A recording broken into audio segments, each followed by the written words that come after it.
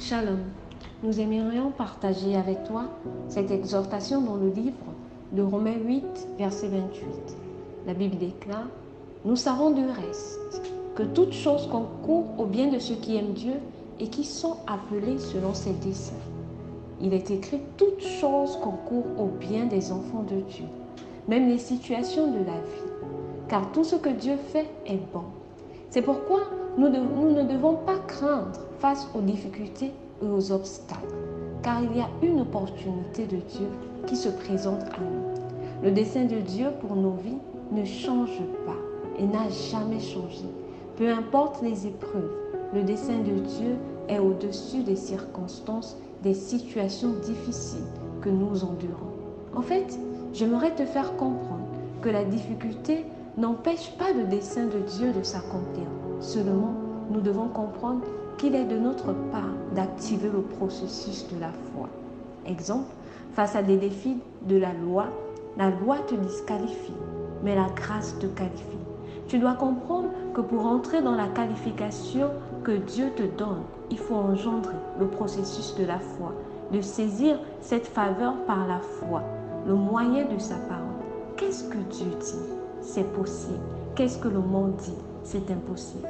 J'ai une bonne nouvelle pour toi. Rien n'est impossible à Dieu. Si tu es son enfant, alors ne crains rien. Rien ne t'est impossible. Nous avons tendance à écouter plus les hommes que Dieu, à s'appuyer sur la réalité plutôt que la vérité.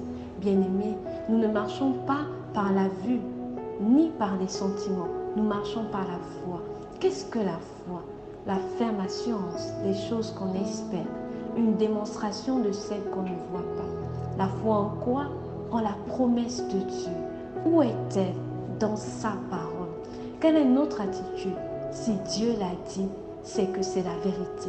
Alors je m'appuie sur la vérité de Dieu, car c'est elle qui me qualifie et me fait grandir dans la foi, afin que le nom de Dieu soit glorifié et que je puisse vivre des exploits avec Dieu.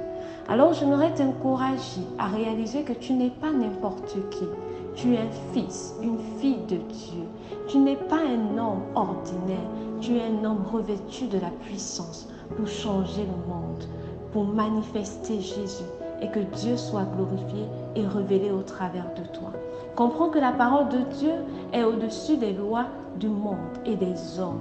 Il est important pour nous de vivre sa parole et d'expérimenter. Repoussons les limites que le monde nous impose, car notre Père, notre Dieu est illimité. Cessons de nous lamenter, de nous plaindre. Commençons à confesser sa parole. Libérons-la dans l'atmosphère et que les choses changent, car nous avons la victoire en notre Dieu. Il est réel, il est vivant, sa parole doit prendre vie en nous. Alors cesse avec les discours du monde, cesse avec la religion, déclare ce que tu veux voir, rappelle à Dieu sa parole et crois que tu l'as reçue parce qu'elle s'accomplira au nom de Jésus-Christ notre Seigneur. Amen. J'aimerais ce matin t'appeler pour toi qui n'as pas encore accepté le Seigneur comme Seigneur et Sauveur personnel. J'aimerais que tu fasses cette prière après moi. Seigneur Jésus, je te demande pardon pour mes péchés et je décide aujourd'hui de t'accepter comme Seigneur et Sauveur personnel. Merci de me pardonner de mes péchés et de me purifier par ton sang. Merci de me faire entrer dans le royaume et que toute la gloire te revienne. Au nom de Jésus-Christ. Amen. Si tu as fait cette prière, nous croyons que désormais tu appartiens au royaume de Dieu. Que Dieu te bénisse. Amen. N'oublie pas de t'abonner.